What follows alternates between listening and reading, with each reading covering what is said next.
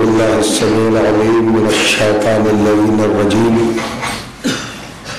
بسم الله الرحمن الرحيم الحمد لله والصلاة على أهلها واللعنة الدائمة على أعدائهم أجمعين من يومنا هذا إلى يوم الدين أما بعد فقد قال سبحانه وتعالى بسم الله الرحمن الرحيم هل أتى على الإنسان حين من الدهر لم يكن شيئا مذكورا إنا خلقنا الإنسان من نطفة أمشاج نبتليه فجعلناه سميعا بصيرا إنا هديناه السبيل إما شاكرا وإما كفورا صلوات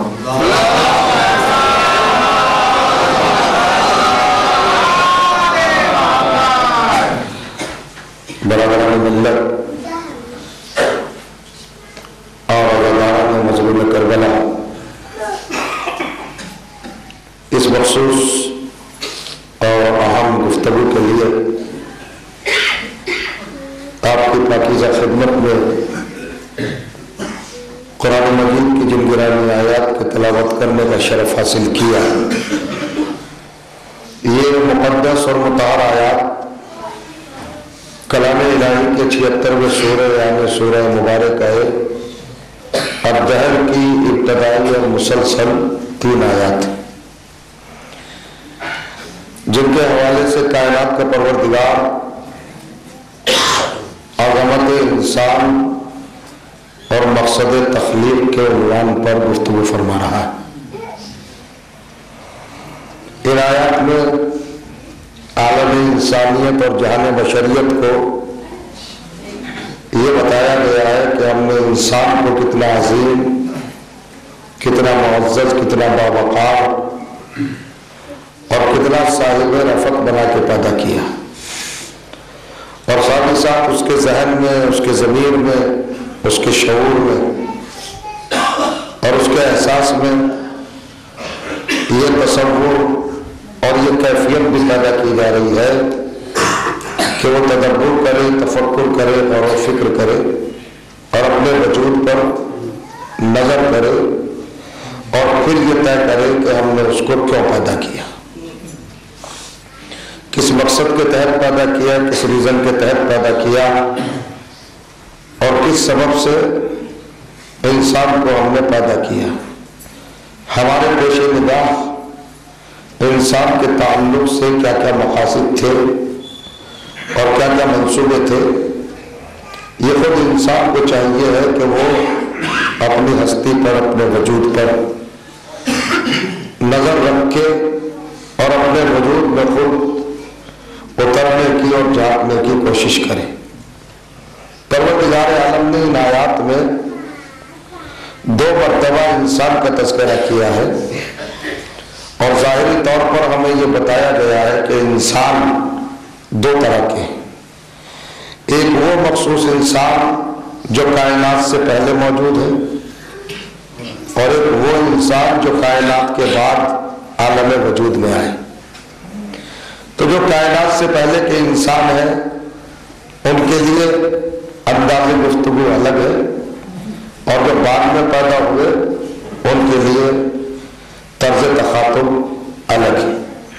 ارشاد ہوتا ہے هل أتى على الإنسان حين من الدهر لم يكن شيئا مذكورا، کیا ہمارے وجود کی دلیل، ہماری ہستی کے ثبوت اور ہمارے ہونے کی سند افراد پر، کرداروں پر، ذوات مقدسہ پر، ایسے لوگوں پر جنہوں نے ہماری توحید کو ثابت کیا ہے، ان پر کبھی ایسا دہر آیا ہے، ایسا زمانہ آیا ہے، ایسا پیریڈ آیا ہے، ایسا وقت، ایسی ساعت، ایسا لحظہ، ایسا لمحہ، ایسا ثانیہ کہ جب ان کا تذکرہ ہماری بارگاہ میں نہ ہوا ہو۔ پروردگار عالم ان کرداروں کی بات کر رہا ہے جن کا ذکر وہ ہمیشہ کرتا رہا، اور اسی ذکر کی نسبت سے اس نے اپنے 99 ناموں میں اپنا ایک نام مخصوص کیا، الذاکر، یعنی ذکر کرنے والا۔ جب سوچو کہ اللہ کس کا ذکر کر رہا تھا جو ذاکر بن گیا۔ حالانکہ یہ عربی گرامر کے اعتبار سے اور اصول و ضوابط کے اعتبار سے حل استفہامیہ کہلاتا ہے، یعنی پروردگار سوال کر رہا ہے، ایسا پیریڈ آیا ہے، دہر اس کائنات سے پہلے والی پیریڈ کو کہتے ہیں، جب یہ کائنات، یہ یونیورس، یہ زمانہ، یہ جہاں جب نہیں بنا تھا، اس وقفے کو دہر کہتے ہیں۔ تو وہ دہر بھی اہل بیت کے تذکرے سے خالی نہیں ہے، زمانے سے پہلے کا جو وقت ہے اس وقت بھی ذکر تھا۔ پروردگار کہہ رہا ہے کیا کبھی کوئی ایسا لمحہ تم تصور کر سکتے ہو کہ جب ہم نے اہل بیت کا ذکر نہ کیا؟ تو جب دنیا نہ تھی تب ان کا ذکر تھا، ابتدا سے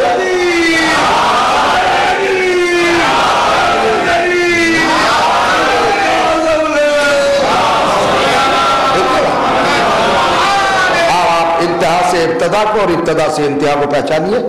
اہل بیت کا ذکر وہ عظیم المرتبہ تذکرہ ہے کہ جو اپنے وجود میں اور اپنے اظہار میں وجود دنیا کا محتاج نہیں ہے۔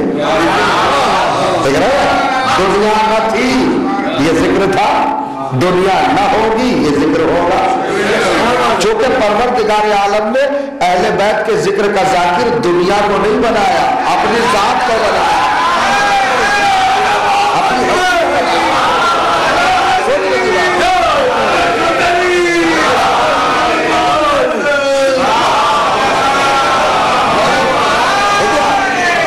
اسی لیے دعاؤں میں جو فقرے آئے ہیں ان کو بھی کبھی کبھی آپ اپنی پاکیزہ نگاہوں کے سامنے رکھ لیں تو اچھا ہوگا۔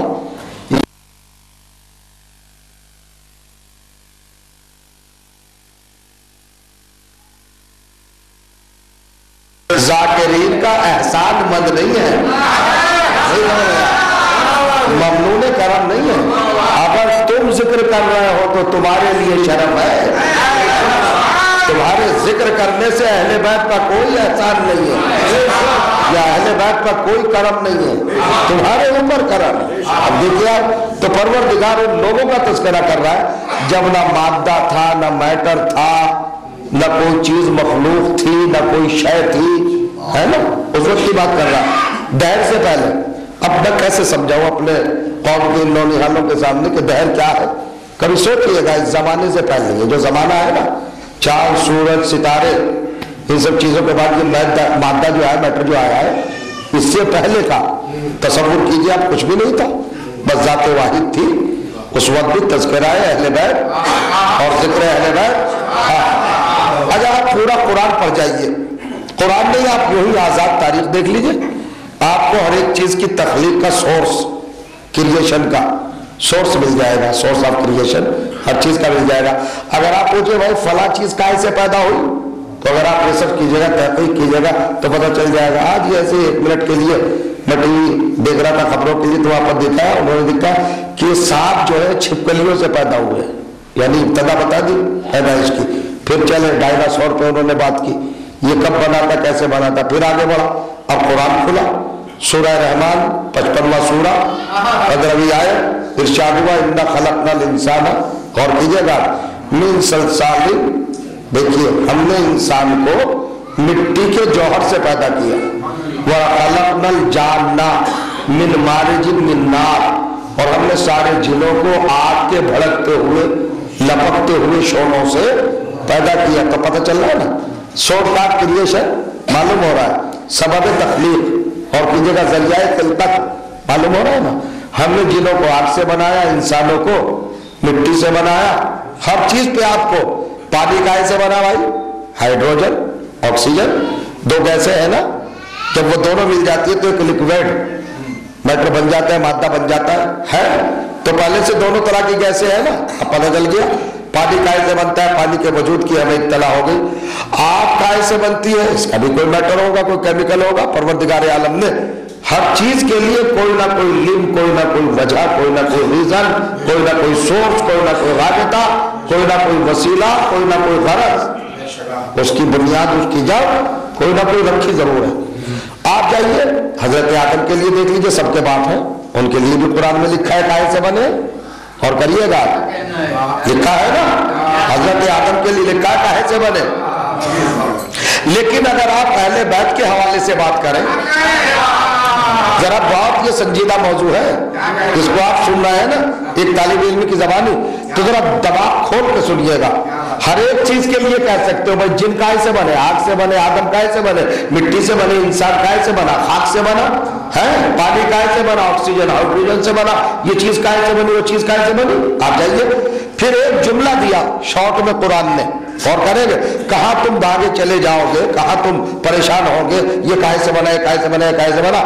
اللہ نے سورہ انبیاء 21واں سورہ اور 32ویں آیت میں ارشاد فرمایا جعل من الماء کل شیء حی، لو چھوڑو، ہم نے ہر زندہ چیز کو پانی سے پیدا کیا۔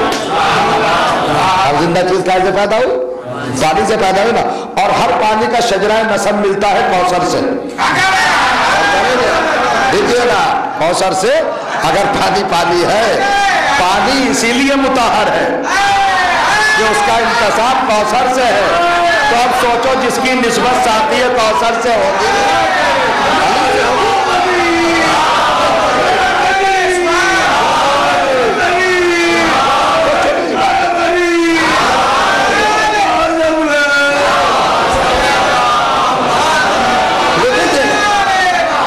لمحاتی گفتگو ہے، مگر شاید میں کچھ کہہ جاؤں تو ہر چیز کے لیے آپ کہہ دیں گے، حکم لگا دیں گے، آپ کی معلومات آپ کو سہارا دیں گے کہ بھائی یہ چیز اس سے بنی، لوہا کائے سے بنا، یہ گولڈ کیسے بنتا ہے، یہ ڈائمنڈ کیسے بنتا ہے، آپ تو اچھی طرح جانتے ہوں گے، یہ تو ڈائمنڈ کی سرزمین ہے نا، کوہ نور یہیں سے نکلا تھا، کسی علاقے کی سوغات ہے۔ اور پھر دوسری چیز ہے کبریت احمر، سرخ گندک پہاڑ ہے یا پلیٹینم، اس کے پہاڑ ہے آپ کے آندھرا پردیش میں، کسی کو معلوم ہو کہ نہ معلوم ہو، بہت ذخائر ہے، چونکہ یہ مولا کا شہر ہے، مولا کی سرزمین ہے، یہ دکن، سب سے پہلے آزاداری کا آغاز یہی ہوا تھا، پتہ نہیں اللہ نے کیا کیا نعمتیں رکھی ہیں اس سرزمین میں، اور دیجیے گا تو ہر چیز کے لیے آپ کہہ دیں گے یہ چیز اس سے بنی۔ لیکن جب اہل بیت تک آئیں گے آپ تو وہاں آ کے ناطقہ بند ہو جاتا ہے، انسان کچھ کہہ نہیں سکتا، بس زیادہ سے زیادہ کیا کہے گا، محمد، علی، فاطمہ، حسن، حسین اور ان کی اولاد معصوم علیہ السلام کہاں سے بنے؟ صاحب نور سے بنے، یہ نور سے بنے، واقعی نور سے بنے، اہل بیت نور سے بنے ہیں۔ میں آپ سے پوچھ رہا ہوں، آپ مسجد سنتے ہیں، آپ کی معلومات کس حد تک ہوں گی یہ تو آپ ہی بہتر جان سکتے ہیں، میرے پاس کوئی پیمانہ تو ہے نہیں کہ میں ناپوں۔ میں پوچھنا چاہتا ہوں کہ اہل بیت نور سے بنے؟ میں نے تو روایت میں دیکھا کہ اہل بیت کے چاہنے والے نور سے بنے۔ شیعتنا منا قد خلقوا من فاضل دینتنا واجنوا من نور ولایتنا، ہمارے شیعوں کے خمیر میں ہماری ولایت کا نور گھولا گیا ہے، تو جس مزاج میں علی ولی اللہ نہ ہو، جہاں ولایت کا اظہار نہ ہو، وہاں پر شیعت سے کوئی رشتہ نہیں، وہاں پر تشیع سے کوئی ریلیشن نہیں۔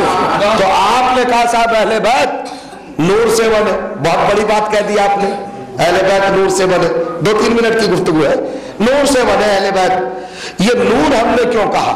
اہل بیت نور سے نہیں بنے، ہم کہہ رہے ہیں کہ نور سے بنے۔ کیوں کہہ رہے ہیں نور سے بنے؟ کس لیے کہہ رہے ہیں؟ اصل میں ہماری زبان کی کوتاہ دامنی، ہمیں اس لفظ سے اچھا کوئی لفظ نہیں ملا، شاید نہیں پہنچی بات، نور سے اچھا لفظ ہمیں کوئی اور ملا نہیں۔ آپ کہیں گے کیوں، دلیل کیا ہے؟ نور سے اچھا لفظ نہیں ملا۔ ہم نے جو 24ویں سورے میں دیکھا، سورہ نور میں، اور اللہ کو پہچاننے چلے تو اللہ نے کہا اللہ نور السماوات والارض، اللہ زمین و آسمان کا نور ہے، تو کیا واقعی اللہ نور ہے؟ اصل میں اس سے اچھا لفظ نہیں ملا، تو ہم نے سوچا جب اللہ کے لیے نور ہے تو اہل بیت کے لیے بھی نور ہی کہہ دو، ورنہ نہ وہ نور ہے اور نہ یہ نور ہے، وہ خالق نور ہے اور یہ مظہر نور ہے۔ غور کیجیے گا، اس نے نور کو پیدا کیا، اہل بیت سے نور ظاہر ہوا۔ اہل بیت کیا ہے؟ پھر سنیے، اگر آپ یہ کہہ رہے ہیں اہل بیت نور سے ہیں، نور سے، تو کس کی طرف نسبت ہوئی اہل بیت کی؟ نور کی طرف۔ تو نور کو پہلے ماننا پڑے گا نا، اہل بیت کو بعد میں ماننا پڑے گا۔ جو کسی کے بعد ہو وہ اہل بیت نہیں ہوتے، کیونکہ ان کا شرف یہ ہے اول ما خلق اللہ ہو، تو اول مخلوق ہے، یہ تو خود نور ہے، نور سے بنے نہیں، یہ تو خود نور ہے، ان کے اندر جلوہ الہی نظر آتا ہے۔ اب آپ نے کہہ دیا صاحب نور ہے، اب میں اتنی تمہید کے بعد آپ کو جو ہدیہ کرنا چاہتا ہوں قرآن کی آیت وہ بڑی اہم ہے، بحث ہے بھائی، ہماری مجبوری، ہماری کوتا دامنی، ہماری زبان کی پریشانی، اس سے اچھا لفظ نہیں ملا نور سے اچھا، چونکہ آخری لفظ یہی تھا، تو وہیں پر ہماری معلومات کا دم ٹوٹ گیا، ہم نے کہا اہل بیت نور سے بنے۔ حالانکہ آپ نے کہہ تو دیا بنے، تو آپ نے معلومات کا تو اعلان کر دیا نا۔ اب چیلنج سنیے قرآن کا، تخلیق کے 3 مراحل رکھے ہیں قرآن نے، سنیے گا۔ انسان 3 طرح کے، کتنے طرح کے بتائے ہیں؟ جاگے تو میں بات عرض کروں، بڑی اہم بات ہے۔ انسان خلقت کے اعتبار سے 3 ہے۔ جائیے گا دیکھیے گا آیت قرآن کی، سورہ یاسین 36واں سورہ اور 36ویں آیت، ارشاد ہوا بسم اللہ الرحمن الرحیم سبحان الذی خلق الازواج کلھا مما تنبت الارض، پاک و پاکیزہ ہے وہ ذات جس نے سب سے پہلا جوڑا زمین سے بنایا۔ آدم اور حوا کہاں سے بنے؟ کوئی ماں باپ تو نہیں آدم و حوا کے، زمین سے بنے، مما تنبت الارض، زمین سے بنے، مٹی سے بنے، کوئی باپ نہیں۔ اور پھر اس کے بعد کیا وَمِنْ أَنفُسِهِمْ، اور پھر جتنے بھی انسان بنے وہ سب آدم و حوا سے بنے۔ شاید نہیں سن رہے آپ، ہم نے پہلا جوڑا، پہلا پیئر کیسے بنایا؟ پہلے 2 انسان تمہارے ماں اور باپ حضرت آدم و حوا کیسے بنائے براہ راست؟ مما تنبت الارض، زمین سے بنا، اور پھر سب کو کس سے بنایا؟ من انفسہم، ان کے نفوس سے بنایا، آدم و حوا سے بنایا۔ اور پھر تیسرے انسان بتائے وَمِمَّا لَا يَعْلَمُونَ، اور کچھ کو ہم نے اس سے پیدا کیا جس کو کوئی نہیں جانتا۔ اور دیکھیے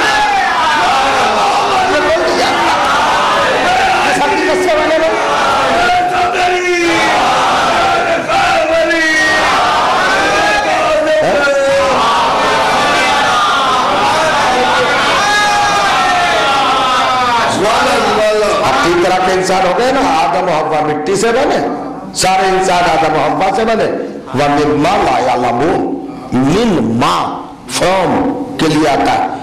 کچھ لوگوں کو ہم نے، کچھ مخصوص انسانوں کو ہم نے اس حقیقت سے پیدا کیا لا يعلمون، جس کو کائنات میں کوئی جانتا ہی نہیں۔ تو جب جانتا ہی نہیں اور قرآن کا دعویٰ ہے تو تم کیوں کہہ رہے ہو نور سے بنے؟ اس کا مطلب یہ کہ تم نے جان لیا، اور کریں گے آپ اور کفر پھر کیا کہے؟ بس اہل بیت کی بارگاہ میں خاموش ہو جاؤ۔ اہل بیت تحقیق کا میٹر نہیں ہے، تسلیم کی منزل ہے۔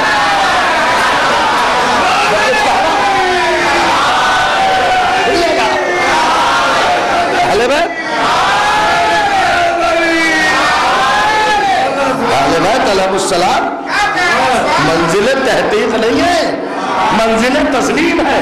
اعلان کر دیا قرآن میں اللہ نے مما لا یعلمون، نہ کوئی جانتا ہے اور نہ قیامت تک کوئی جان سکے گا۔ کہاں سے پیدا ہوئے اہل بیت؟ تو پھر کیا سمجھے کیسے پیدا ہوئے؟ کہاں سے پیدا؟ کہ چپ رہو، کوئی نہیں جانتا، یا بننے والے جانے کہاں سے بنے، یا بنانے والا جانے کہاں سے بنایا۔ صلوات پڑھ دے محمد و آل محمد پر۔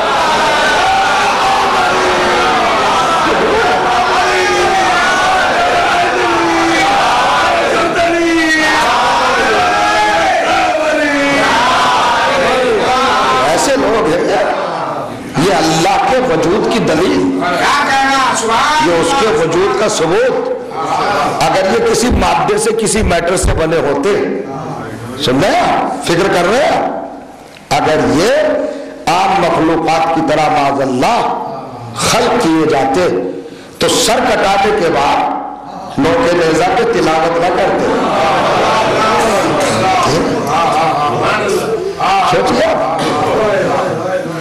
हमें सबूत हयात तो और लोगों के लिए भी मिलता है कि हयात जिंदा है, कुरान ने कहा जिंदा है। शहीद राह खुदा जिंदा, ला तकूनु लिमन युक्तलू फी सबीलिल्लाह अमवातुन बल अहयाउन वलाकिन ला तशउरून।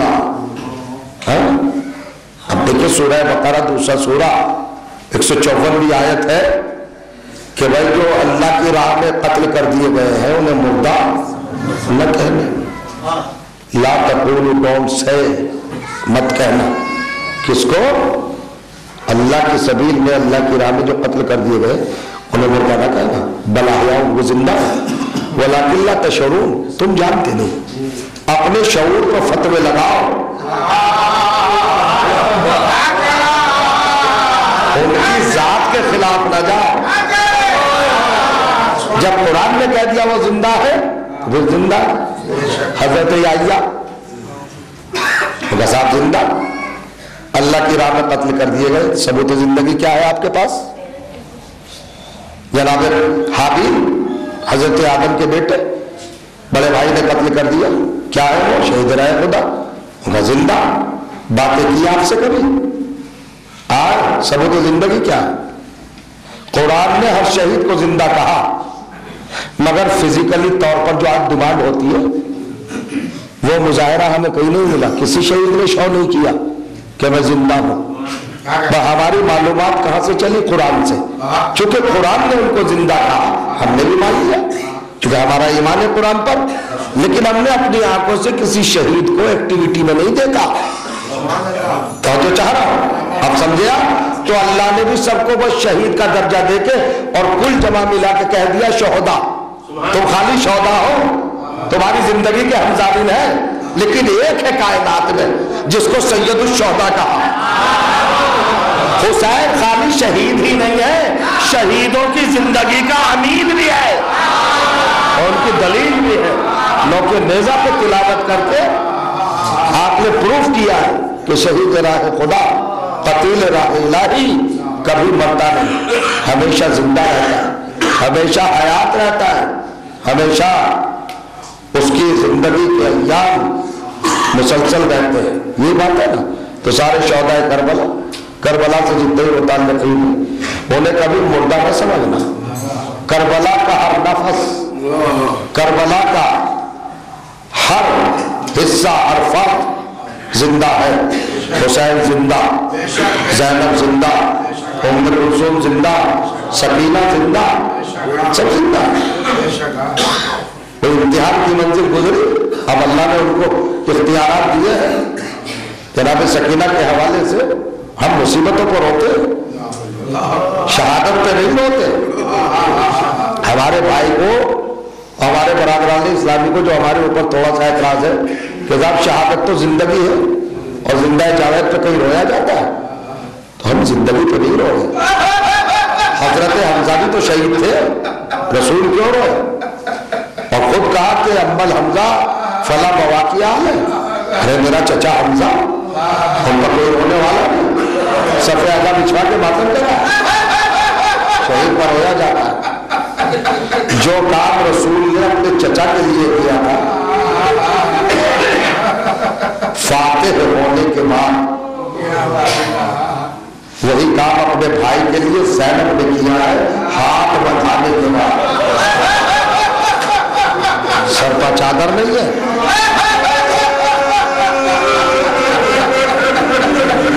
हाथों में रस्सियां हैं। असल में लोग समझ नहीं पाते, ये हाथों में जो रस्सियां हैं, ये सर पर जो चादर नहीं है, ये बाजू जो बंधे हुए हैं, ये इम्तिहान की मंजिल है। लेकिन जब अपनी ताकत दिखाई है ज़ैनब ने, तो यजीद की हुकूमत भी आजादारी को नहीं रोक सकी। उसी के दरबार में फर्श अदा का एहतमाम कर दिया हज़रत ज़ैनब ने, और वही मातम हुआ, वही मजलिस हो गया, वही लोहा हुआ। मगर जनाब ज़ैनब के दिल पर दो सदमे बड़े गहरे हैं। 72 घंटे के इतिहास में भाई का ज़िबा होना,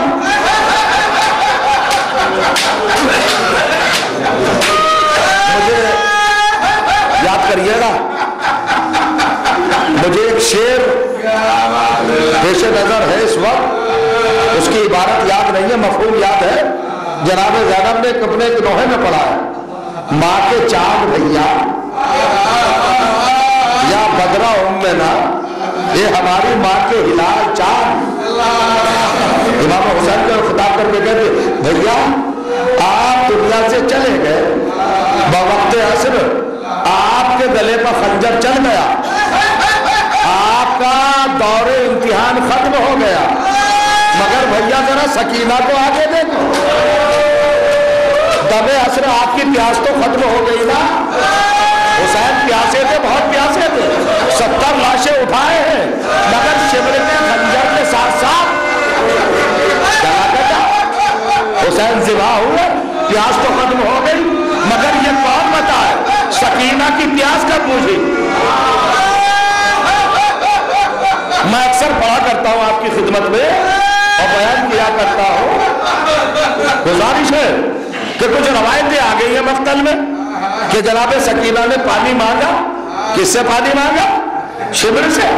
یہ روایت ہے.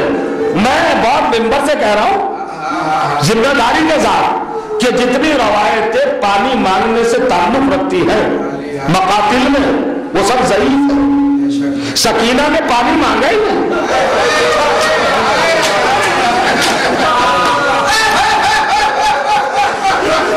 میں ایک روایت پڑھتا ہوں آپ کی خدمت میں.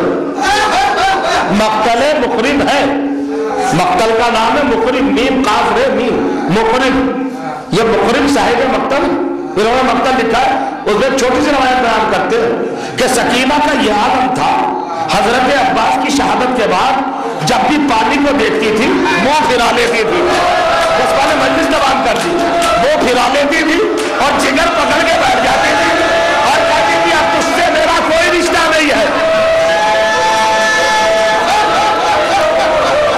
سنیے گا جناب سکینہ کے لفظ سننا، جناب سکینہ کے لفظ سننا. مقتل مقرب میں آپ کی آوازیں بلند ہو گئی، مجلس تمام ہو گئی. مقتل مقرب میں لکھا ہے جب بھی پانی سامنے آیا کسی بھی عنوان سے سکینہ نے منہ پھرایا اور ایک جملہ کہا لا حاجت لی فیکا، یہ پانی اب تیری مجھے